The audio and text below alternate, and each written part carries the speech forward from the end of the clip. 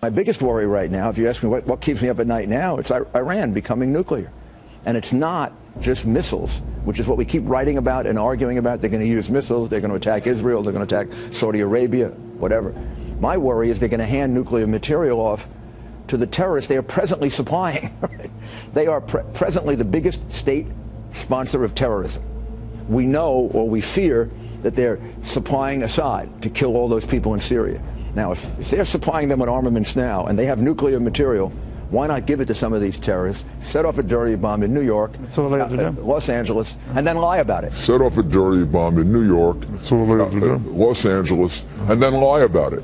Iran says it's sending a message to the U.S. and it is using its warships to do it. A top Iranian admiral says that the Iranian military fleet is steaming toward U.S. waters. Top Republican now in the Senate, one of the staunchest supporters of a military strike on Damascus, sounding the alarm. Lindsey Graham said the following, quote, "I believe that if we get Syria wrong within 6 months, and you can quote me on this, there will be a war between Iran and Israel over their nuclear program. My fear is that it won't come to America on top of a missile. It'll come in the belly of a ship in the Charleston or New York harbor," end quote. The government now says it's sending a message to America.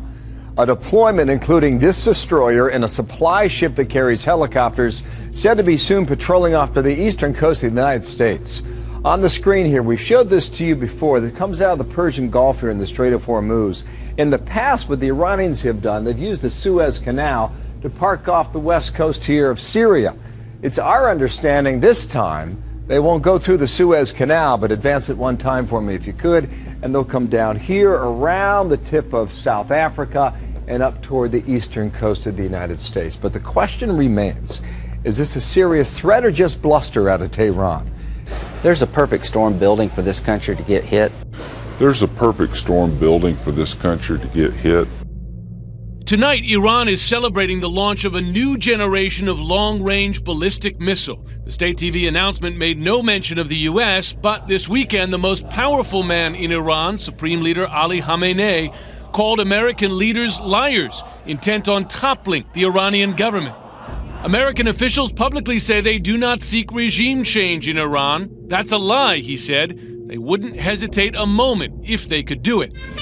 Hours later, an Iranian Navy admiral appeared to issue a direct threat to the U.S., claiming Iranian warships were approaching American waters, and that the move was a direct response to the U.S. naval presence in the Persian Gulf.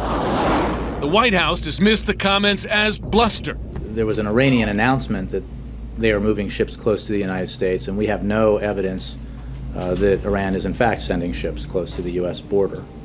Still, the bellicose rhetoric stands in sharp contrast to the ongoing nuclear negotiations between Iran and the West, and to the voices we heard on our recent visit to Iran, including 2 lengthy encounters with the Iranian Foreign Minister Javad Zarif. At what point did you know that this time was different? Did you feel, you know what, I think that an agreement is within reach? I believe the comprehensive deal is doable, it's possible, it's within reach. It just requires the political will and the good faith. Which is the real voice of Iran's leaders? In fact, both may be, representing the sharply divided factions for and against negotiations with the U.S.